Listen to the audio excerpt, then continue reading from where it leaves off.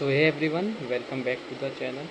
और human reproduction में आज हमारा फोर्थ जो कि थर्ड वीडियो है और फोर्थ पार्ट है मेंस्ट्रुअल साइकिल। इसको आज हम डिस्कस करेंगे एंड आज हम ये जो ये चैप्टर है इसको वाइंड अप कर देंगे होपफुली। सो मेंस्ट्रुअल साइकिल एक ऐसा टॉपिक है जो कि मोस्टली स्टूडेंट्स की प्रॉब्लम रहती है, क्योंकि इसमें जो टर्म्स हैं जैसे फॉलिकुलर फेज, प्रोलिफरेटिव फेज, ये चीज़ कई बार नई लोगों में समझ में आती है और इसका जो डायग्राम है वो भी नहीं समझ आता। तो मैं उसके लिए आपके साथ हूँ और मैं ये सारे आपके डाउट्स क्लियर करने की पूरी ट्राई करूँगा। तो देखिए मेंस्ट्रुअल साइकिल, अब जो मेंस्ट्रुअल साइकिल क्या होती है, यहाँ एनसीईआरटी में हमारे लिखा है the reproductive cycle in female primates. देखिए याद करिएगा, इस फीमेल प्राइमेट्स को आप अंडरलाइन करिए। फीमेल प्राइमेट्स में जो साइकिल होती है जैसे कि मंकी, एप्स और ह्यूमन बींग्स में, उसी को कहते हैं मेंस्ट्रुअल साइकिल। मेंस्ट्रुअल साइकिल अक्सर मोस्टली सारी फीमेल्स में ही होती हैं और ह्यूमन बींग्स में तो वो फीमेल्स में ही केवल होती हैं।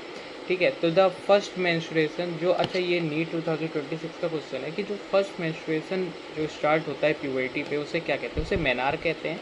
और जब ये around at the age of 45 to 50 जब वो सीज हो जाता है तो उसको मेनोपॉज कहते हैं।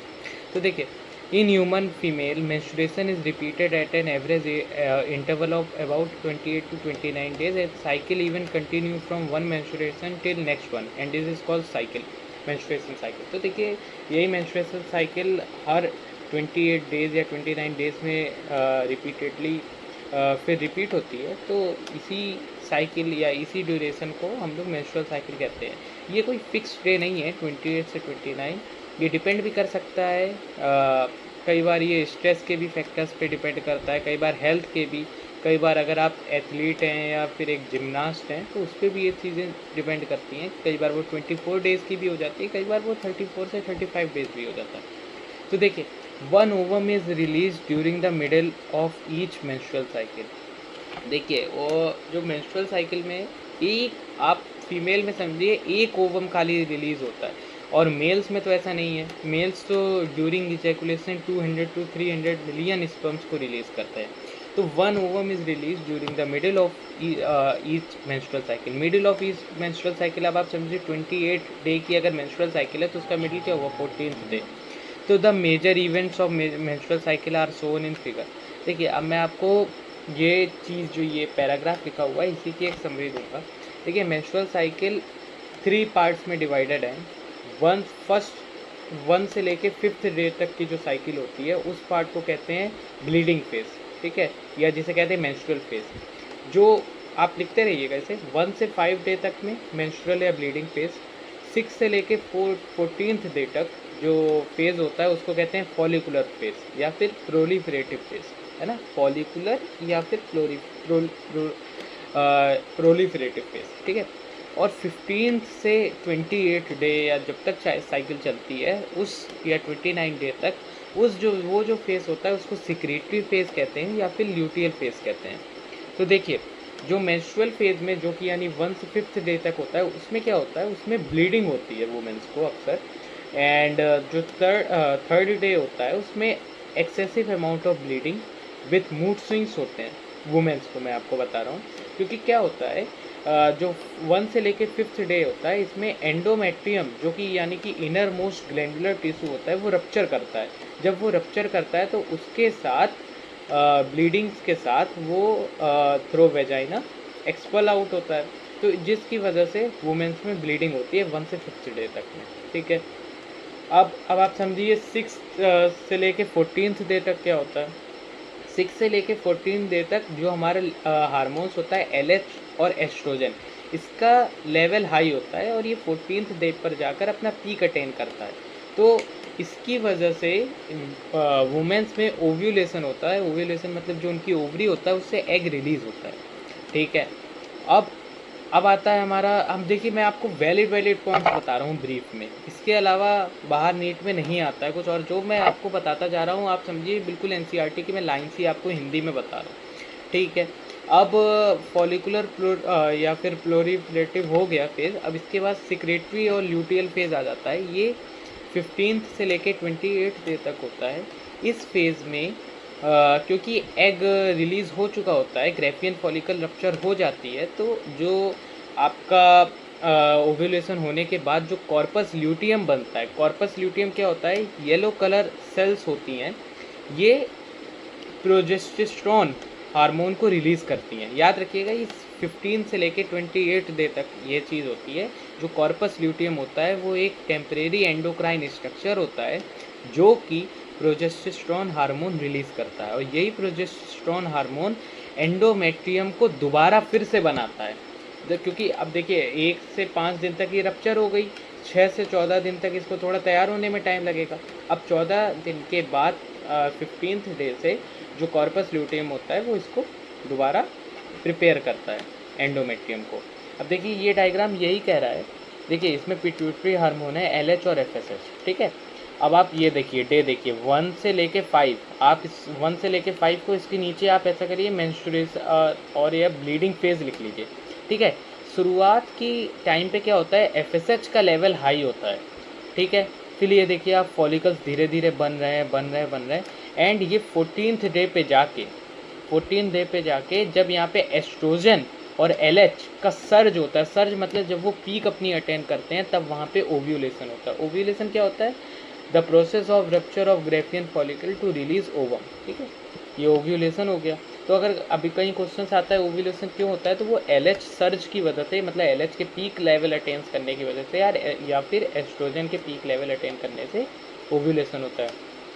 फिर अब ये सिक्रेटरी और ल्यूटियल फेज आ जाता है। देखिए मेंस्ट्रुअल और ब्लीडिंग फेज एक हो गया, और फॉलिकुलर जिसे प्रोलिफरेटिव फेज भी कहते हैं, और सिक्रेटरी या ल्यूटियल फेज 15 से 28 डेज तक का ये थर्ड हो गया, ठीक है। तो इसमें क्या होता है, अब ये कॉर्पस ल्यूटियम मैंने कहा था 3D colour temporary endocrine structure है। टेम्परेरी एंडोक्राइन स्ट्रक्चर का क्या काम होता है, ये हार्मोन्स को रिलीज़ करती है। कौन सा हार्मोन ये वाली रिलीज़ करेगी, इसका मेन सिंथेसाइज जो ये हार्मोन करती है वो प्रोजेस्टेस्टेरोन हार्मोन को सिंथेसाइज करती है। तो देखिए अभी प्रोजेस्टेस्टेरोन हार्मोन को सिंथेसाइज करी, जिसकी वजह से जो रप्चर एंडोमेट्रियम थी वो फिर से प्रिपेयर हुई। अब ये जब कॉर्पस ल्यूटियम धीरे धीरे रीजनरेट होने लगा, रीजनरेट होकर ये कॉर्पस एल्बिकेंस बना लेता है।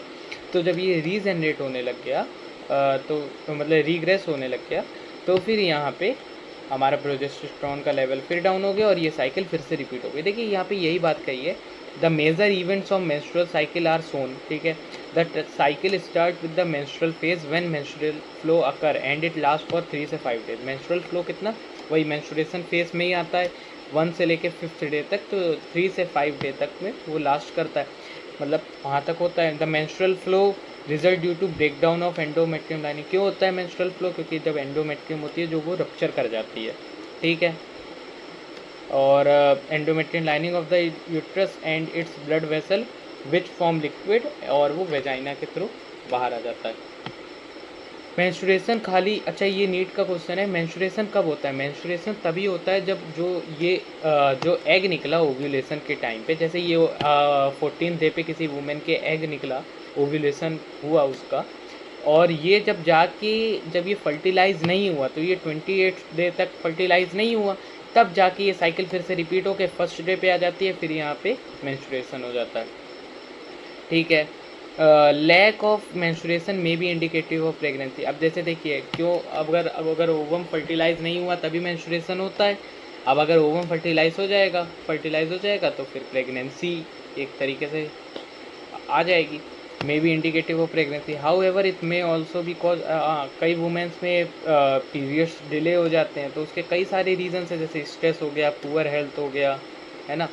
अब menstrual phase is followed by follicular phase. देखिए इसका मतलब क्या, फॉलोड बाय, अक्सर कई लोग कंफ्यूज होते हैं। फॉलोड बाय का मतलब है इसकी मेंस्ट्रुअल फेज जो फेज़ है वो फॉलिकुलर फेज से पहले है, तो ठीक है। Menstrual phase is followed by follicular phase during this phase. अब ये ड्यूरिंग दिस फेज फॉलिकुलर की बात बता रहे हैं। The primary follicle in ovary grow to become a fully mature Graafian follicle. देखिए आप ये देखिए, ये जो फॉलिकल्स हैं ये धीरे धीरे जाके ग्रो होने लगे और ये ग्रेफियन फॉलिकल बन जाएंगे, और यही ग्रेफियन फॉलिकल साइमल्टेनियसली रप्चर हो जाएगा, ठीक है। These changes in the ovary and uterus are induced by change in level of pituitary और ओवेरियन हार्मोन।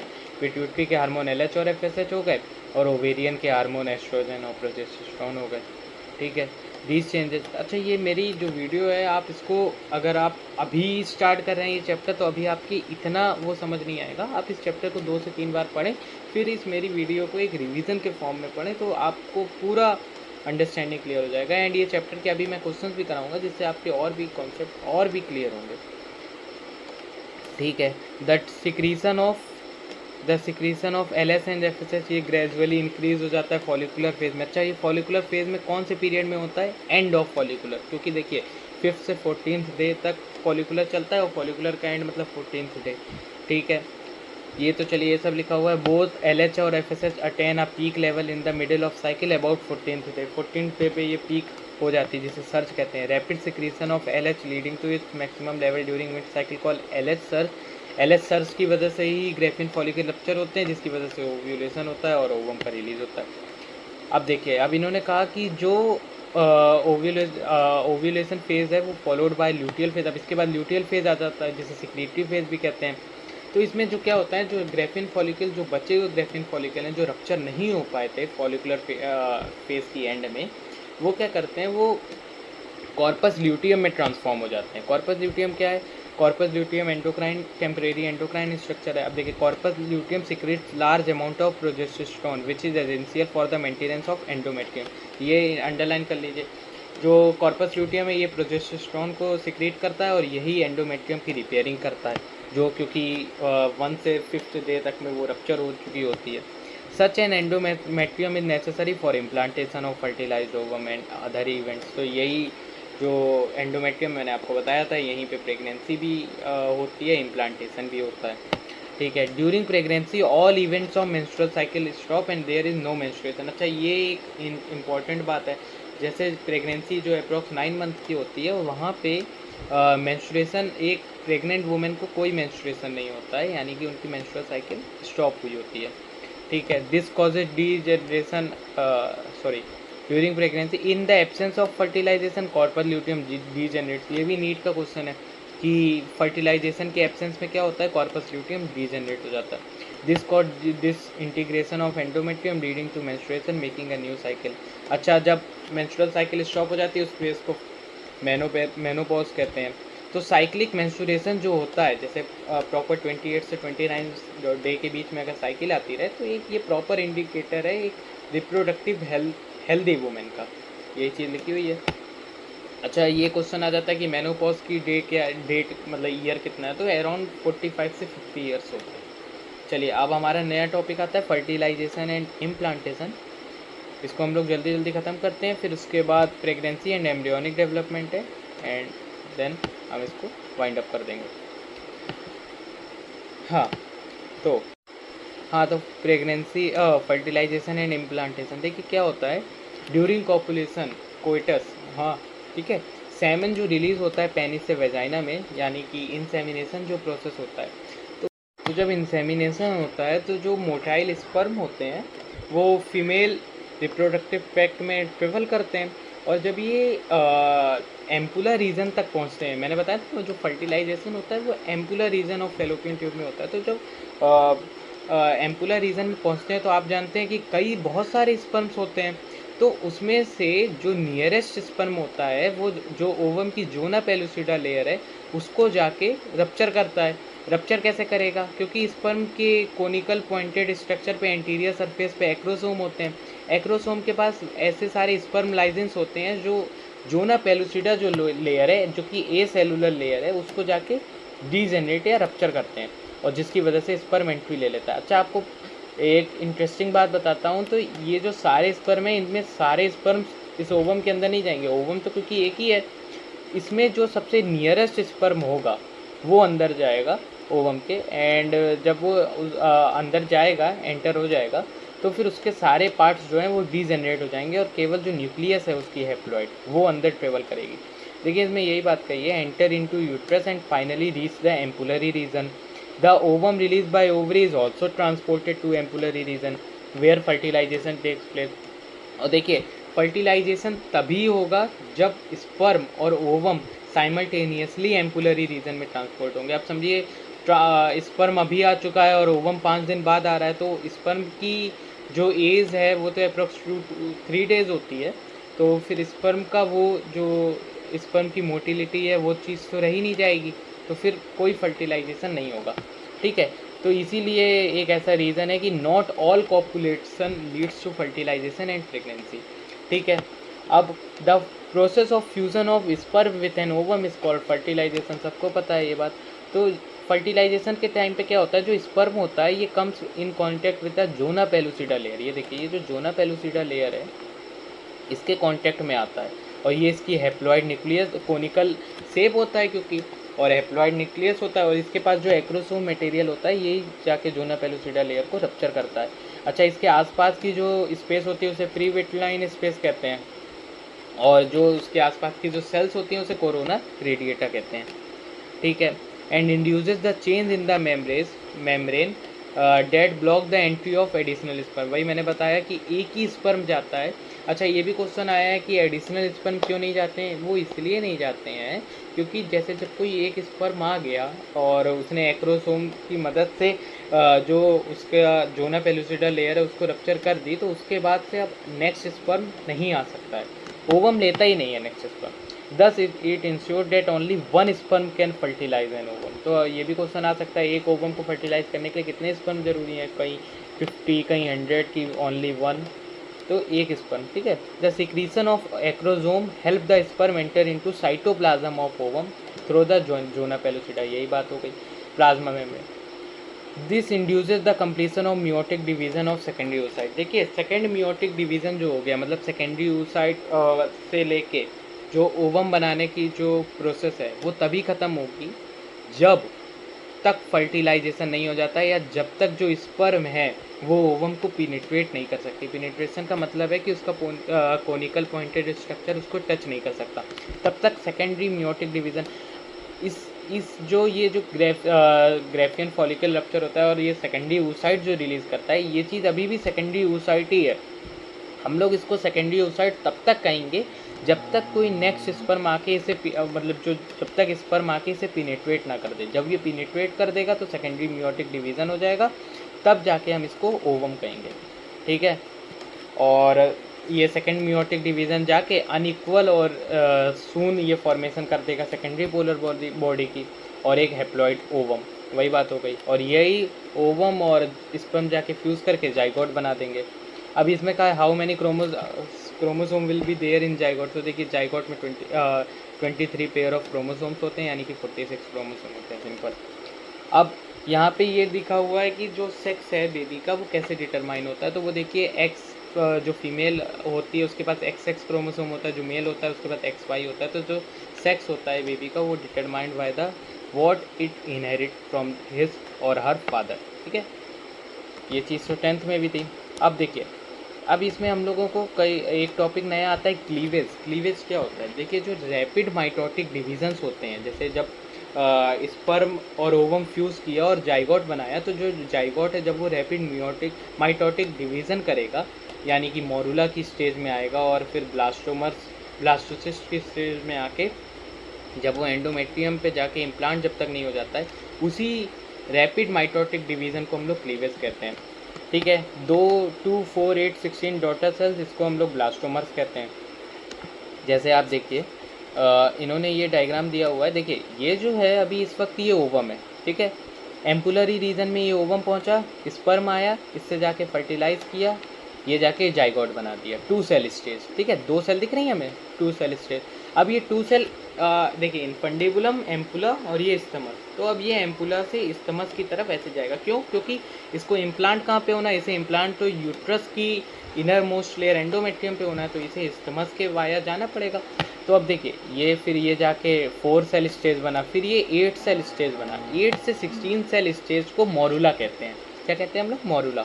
अब ये मोरुला जो होता है ये फेलोपियन ट्यूब में ही होता है। देखिए, ई ऑप्शन जो है ये मोरुला है, और ये मोरुला जो है आपका फेलोपियन ट्यूब में है, और ये यहाँ पे यूट्रस स्टार्टिंग होती है। तो ये मोरुला बना, फिर उसके बाद फिर 8 से 16 को फिर रैपिड माइटोटिक डिवीज़न हुआ, यानी कि क्लीवेज हुआ। फिर उसके बाद जाके ये ब्लास्टोसिस्ट बन जाता है। ब्लास्टोसिस्ट स्टेज एक ऐसी स्टेज होती है, वही जाके इम्प्लांट करती है एंडोमेट्रियम ऑफ यूट्रस पे। देखिए, जी को हम लोग यहाँ पे इम्प्लांट करवाएंगे, ये जाके इम्प्लांट हुई, और जो इम्प्लांटेड स्टेज जब आ जाती है, ठीक है, तो उस चीज़ को हम लोग कहते हैं गैस्ट्रुला पीरियड। क्या कहते हैं, ये एनसीईआरटी में मेंशन नहीं है बट ये गैस्ट्रुला पीरियड होता है। अच्छा, इम्प्लांटेशन की बात, जो मदर की जो एंडोमेट्रियम लेयर होती है उसे डेसिडुआ बेसिलस कहते हैं। क्या कहते हैं, डेसिडुआ बेसिलस। हालांकि ये तो आउट ऑफ एनसीईआरटी क्वेश्चंस हैं। 8 to 16 ब्लास्टोमर, इसको मोरुला कहेंगे। Morula continue to divide and transform into blastocyst. अब ब्लास्टोसिस्ट आगे मूव होगा और ये अरेंज हो जाएगा। अच्छा, अब जब ये ब्लास्टोसिस्ट जाके इम्प्लांट हो जाता है तो अब आप समझिएगा, ये चीज़ आप छोड़ दीजिए मेरी, आप समझिएगा। ब्लास्टोसिस्ट जाके जब इम्प्लांट हो जाता है तो इसकी जो आउटर मोस्ट लेयर होती हैं, है ना, इसको हम लोग कहते हैं ट्रोफोब्लास्ट। क्या कहते हैं, ट्रोफोब्लास्ट। ये ट्रोफोब्लास्ट हो गई। अब इसके जो अंदर की सेल्स होती हैं, है ना, ग्रुप ऑफ जो सेल्स होती हैं भाई, ये आप समझिए, जैसे मैं आपको दिखाऊं तो ये ब्लास्टोसिस्ट हो गया। और इसकी जो आउटर मोस्ट लेयर है जो सेल्स में आपको दिख रहा है, ये आपकी ट्रोपोब्लास्ट लेयर होगी। यही जाके अटैच होती है। और जो ये अंदर की तरफ ये जो 7 सेल स्ट्रक्चर दिख रहा है, इसे 7 सेल कोई फिक्स नहीं है, ये डिटेल में मतलब आगे जाके इसमें बात होती है कि कितने सेल का है। अदरवाइज ये inner group of cell mass जो है इसे इनर सेल मास कहते हैं। और यही इनर सेल मास के पास ऐसी पोटेंसी होती है कि ये एक्टोडर्म और एंडोडर्म और सून मीजोडर्म को, यानी कि यंग वंस को ले करे। अब ये ट्रोपोब्लास्ट आउटर मोस्ट लेयर है, इनर ग्रुप ऑफ सेल इसका आपका इनर ग्रुप ऑफ सेल हो गया। यही चीज़ जाके एम्ब्रियो जाके बनाता है ना। तो ये देखिए, इन्होंने यही बात लिखी हुई है, the blastocyst are arrange into an outer layer. जो उसकी बाहर की जो लेयर है उसे ट्रोपोब्लास्ट कहते हैं। और inner group of cell attach to trophoblast are called inner cell mass. ये इनर सेल मास हो गई। और the trophoblast layer then get attach to endometrium. मैंने कहा ना, एंडोमेट्रियम में जाके यही अटैच होती है। और जो इनर सेल मास हैं ये डिफ्रेंशिएट कर जाते हैं एम्ब्रियो में। एम्ब्रियो में कैसे डिफ्रेंशिएट करेंगे, पहले एक्टोडर्म बनेंगे, एंडोडर्म बनेंगे, और उसके बाद जाके ये मीजोडर्म बनेंगे। ठीक है, मीजोडर्म के ऑर्गन्स हमारे बॉडी में क्या क्या हैं, जैसे हमारा हार्ट हो गया मीजोडर्मली डिराइव्ड है, हमारी जो मसल्स है वो मीजोडर्मली डिराइव्ड है। ठीक है। और एज आफ्टर अटैचमेंट के बाद क्या होता है, यूट्राइन जो सेल्स होती हैं वो रैपिडली डिवाइड करती हैं। और जैसे जो यूट्रस की जो सेल्स हैं वो डिवाइड करती हैं, और जो ये इम्प्लांटेड जो हमारा गैस्ट्रुला है उसको कवर कर देती हैं। और यही जो जिससे भाई कवर रहेगा तो फिर सेफ रहेगा। As a result the blastocyst become embedded in the endometrium, जिसकी वजह से क्या होता है, वो थोड़ा सा अंदर धस जाता है। और इसी फेस को हम लोग इम्प्लांटेशन कहते हैं। और इम्प्लांटेशन अप्रोक्स 9 मंथ इम्प्लांटेशन होने के बाद गेस्टेशन पीरियड आता है। गेस्टेशन मतलब बेबी के डेवलपमेंट का पीरियड, वो अप्रोक्स 9 मंथ का होता है। उसके बाद बेबी का डिलीवरी हो जाती है। तो ये वाला हमारा टॉपिक क्लियर हुआ। नेक्स्ट हमारा जो वो है pregnancy and embryonic development. So everyone, अब हमारी बात होने वाली है प्रेगनेंसी और एम्ब्रियोनिक डेवलपमेंट के बारे में। तो देखिए, इम्प्लांटेशन हमने अभी तक पढ़ा, इम्प्लांटेशन हो गया। अब इम्प्लांटेशन के बाद क्या होता है, ट्रोफोब्लास्ट जो लेयर है वो आउटर मोस्ट लेयर है और वो कवर कर लेती है। तो ये जो है क्रोनिक विलाई से सराउंडेड हो जाती है। क्रोनिक विलाई का क्या काम है, एक विलाई है एक, यानी कि थोड़ा सा आप जिसे कहते हैं ना ऊनी कपड़े या ऊनी जैसा, तो वैसे तरीके की विलाईज होती हैं ये। और ये जाके अब मदर से किसी तरीके से ये अटैच होंगी।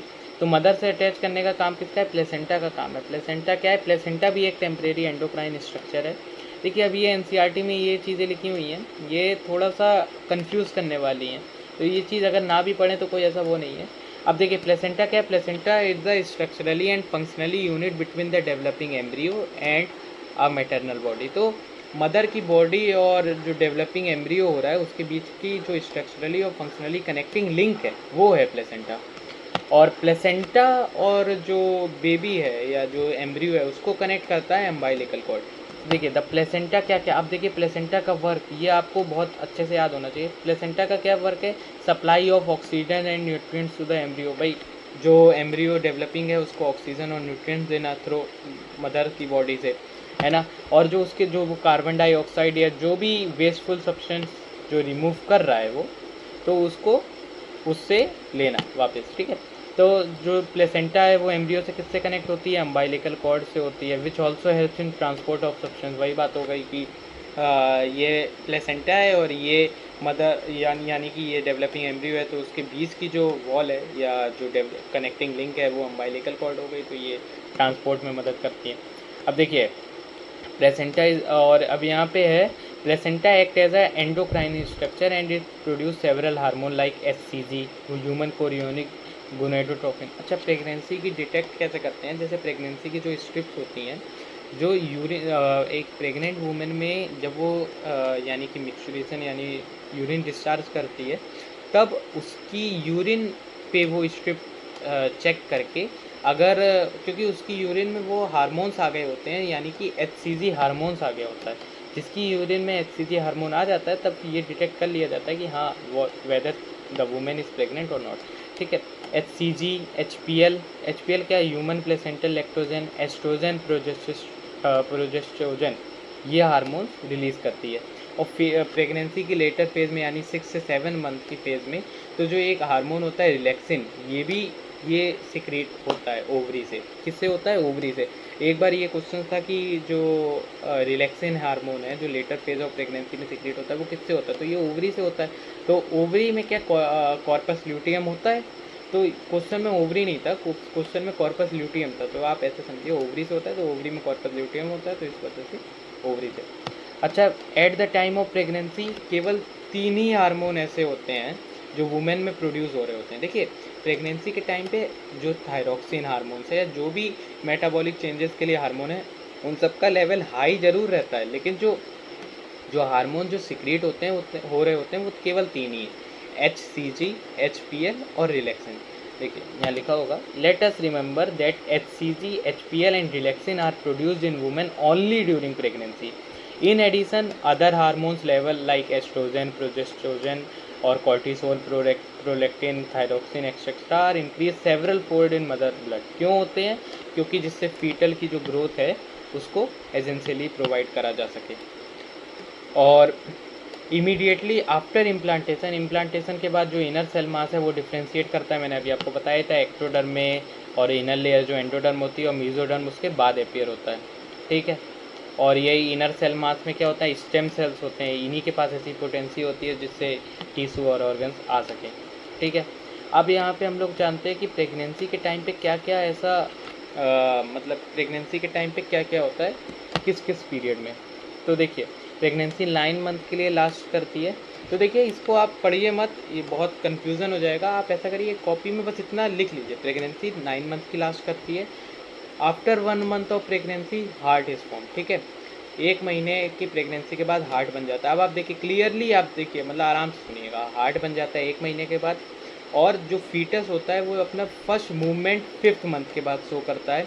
अच्छा, जो फीटस की जो आईलिट्स हैं या आई लैसेस हैं यानी हेयर्स की जो ग्रोथ होती है वो एंड ऑफ सेकेंड ट्राइमेस्टर होती है, मतलब यानी कि 6 मंथ में।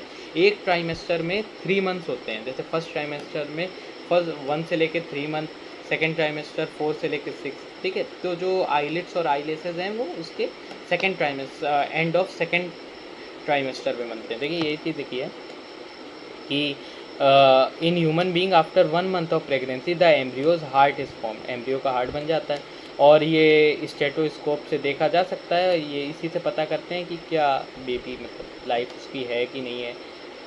ठीक है, by the end of second month of pregnancy, second pregnancy के सेकेंड मंथ के बाद क्या होता है, जो उसकी लिम्स हैं यानी कि जो हैंड्स हैं और फिंगर्स हैं, डिजिट्स हैं, ये सब डेवलप हो गई होती हैं। ठीक है, अब फर्स्ट ट्राइमेस्टर की एंड के बाद most of the major organ systems उसके डेवलप हो गए होते हैं, जैसे कि आपका लंग्स हो गया होता है, लिवर हो गया होता है, किडनीज हो गई होती है, ये सारी चीज़ें डेवलप हो जाती हैं। आप इस चीज़ को बड़े क्लियरली देखिए, ऐसे पढ़ेंगे तो बहुत वो रहेगा। आप एक तरफ ऐसे लिखिए एंड ऑफ फर्स्ट ट्राइमेस्टर और ये एंड ऑफ 5th मंथ, और दूसरी तरफ उसका लिख लीजिए कि क्या क्या चीज़ें हुई होती हैं। ठीक है, और end of second trimester the body is covered by fine hairs, eyelid separate and eyelashes are formed, और end of 9 month the fetus is fully developed and is ready for the delivery। ठीक है, तो ये हमारा topic ख़त्म हुआ। अब last topic हमारा आता है पार्टुरेशन और लैक्टेशन। ठीक है, अब देखिए इन्होंने इसमें कहा है कि average duration of human pregnancy is about 9 month as we know, which is also called as gestation period. अच्छा, जब यही इसमें अब क्या 9 मंथ्स जब अप्रॉक्स पूरे हो जाते हैं, कई बार प्री मैच्योर भी बेबी बॉर्न हो जाता है, तो क्या होता है, जैसे यूट्रस जो होती है थ्रो मायोमेट्रियम, जो उसकी मिडिल मोस्ट लेयर होती है, वो विगरस कॉन्ट्रैक्शन करती है। ठीक है, कॉन्ट्रैक्शन क्यों करती है, अभी जो एक ऑक्सीटोसिन जो हार्मोन होता है उसकी वजह से, देखिए अभी हम लोग पढ़ेंगे इसके बारे में। तो इसमें देखिए vigorous contraction of uterus at the end of pregnancy cause expulsion या डिलीवरी ऑफ द फीटस। इस प्रोसेस को हम लोग कहते हैं चाइल्ड बर्थ के पार्चुरेशन पीरियड। अब पार्चुरेशन क्यों इंड्यूस होता है, ये भी एक नीट का क्वेश्चन है। Parturition is induce by complex neuroendocrine mechanism, मतलब कॉम्प्लेक्स एक न्यूरो एंडोक्राइन मैकेनिज्म है। और ये सिग्नल कहाँ से ऑरिजिनेट होता है, एक फुली डेवलप्ड फीटस से और जो प्लेसेंटा है उससे। ये देखिए बहुत, ये नीट में 2 से 3 बार आया है। The signal for parturition originate from fully developed foetus and placenta which triggers the release of oxytocin from maternal pituitary. तो क्या होता है, जैसे फीटस या जब जैसे फीटस होता है वो फुली डेवलप्ड कर जाता है, एंड ये मोस्ट केसेस में ऐसा होता है एक्सेप्ट प्री मैच्योर बेबीज़। तो 9 मंथ के बाद जब ये फीटस डेवलप कर जाता है तो ये क्या करता है, एक सिग्नल देता है, कॉम्प्लेक्स न्यूरो एंडोक्राइन मैकेनिज्म है, तो ये एक सिग्नल देता है। और ये सिग्नल की वजह से जो मतलब जो मदर होती है उसकी जो पिट्यूटरी ग्लैंड होती है वो ऑक्सीटोसिन रिलीज़ करना स्टार्ट कर देती है।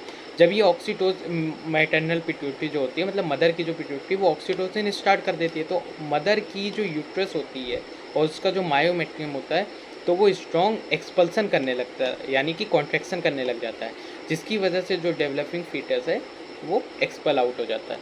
तो देखिए oxytocin act on uterine muscle and cause stronger uterine contraction which in turn stimulate further secretion of oxytocin. तो जब ये कॉन्ट्रैक्शन होता रहा तो फिर से ऑक्सीटोसिन ज़्यादा लेवल में सिक्रीट होने लगती है और फिर इससे कॉन्ट्रैक्शन और बढ़ता रहता है।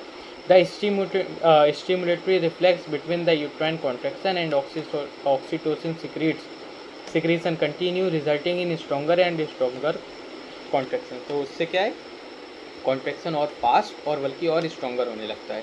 This leads to expulsion of the baby out from the uterus through the birth canal known as expulsion of baby. Soon after the infant is delivered, the placenta is also expelled out of the uterus। देखिए important line है, जब infant यानी कि जो developing या मतलब जो foetus है जब वो डिलीवर्ड हो जाता है तो जो उसकी जो उससे जो प्लेसेंटा लिंक थी वो भी मतलब एक्सपेल आउट हो जाती है। ठीक है, अब इसमें जैसे इन्होंने क्वेश्चन पूछा what do you think the doctor inject to induce delivery. अब देखिए डिलीवरी हमें करवानी है या डिलीवरी किसी मदर की नहीं हो रही है तो वो ऑक्सीटोसिन के इंजेक्शन इंजेक्ट करते हैं। इससे क्या होता है, ऑक्सीटोसिन के इंजेक्शन से पहले तो कॉन्ट्रैक्शन होएगा, जब कॉन्ट्रैक्शन होगा तो फिर वो मैटरनल पिट्यूटरी पे सिग्नल देगा तो उससे और ऑक्सीटोसिन रिलीज़ होगा और तेज़ी से कॉन्ट्रैक्शन होगा। अब देखिए जब बेबी डिलीवर हो गया, अब जो बेबी डिलीवरी होने के अप्रॉक्स 1 से 2 दिन बाद जो मेमरी ग्लैंड्स होती हैं वुमेंस में वो डिफ्रेंशिएशन कर जाती हैं और फिर वो मिल्क प्रोड्यूस करने स्टार्ट कर देती हैं। जो मिल्क प्रोड्यूस स्टार्ट करने को ही लैक्टेशन पीरियड कहते हैं। तो लैक्टेशन हुआ और यही जो लैक्टेशन है इसकी वजह से एक चाइल्ड ब्रेस्ट फीडिंग कर पाता है। और जो ये अब देखिए the milk produce during initial few days of lactation is called colostrum. जो मिल्क प्रोड्यूस होता है initial few days of lactation में, जो कि एक येलोइश फ्लूइड होता है एंड थोड़ा थिक फ्लूइड होता है, इसको हम लोग कोलेस्ट्रॉम कहते हैं। और ये सेवरल, इसमें बहुत सारी एंटीबॉडीज़ होती हैं, इसीलिए ब्रेस्ट फीडिंग करी जाती है। और इसमें एक एंटीबॉडी भी होती है जो कि मेजॉरिटी में इसमें पाई जाती है, जिसे इम्यूनोग्लोबुलिन ए कहते हैं, IgA एंटीबॉडी। तो breast feeding during initial period of infant growth is recommended by doctors for bringing up a healthy baby, इसीलिए ब्रेस्ट फीडिंग कराई जाती है। तो आई होप आपको ये चैप्टर मैंने जो आपको रिवीजन के फॉर्म में एक बताया है ये आपको अच्छा लगा होगा। एंड प्लीज़ आप वीडियो लाइक करें, शेयर करें, सब्सक्राइब करें।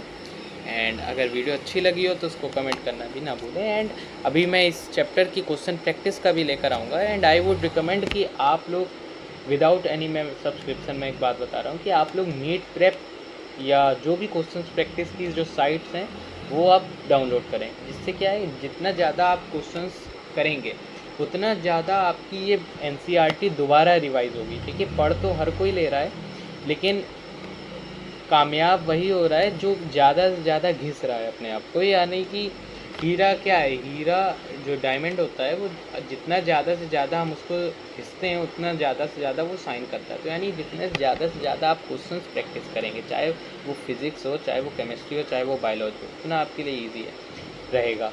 और बायोलॉजी में तो मैक्सिमम एक क्वेश्चन मैक्सिमम 30 सेकेंड्स लेगा, उससे ज़्यादा नहीं। तो आपको ज़्यादा से ज़्यादा क्वेश्चंस प्रैक्टिस करने हैं। चलिए, okay, thank you, bye bye, best of luck.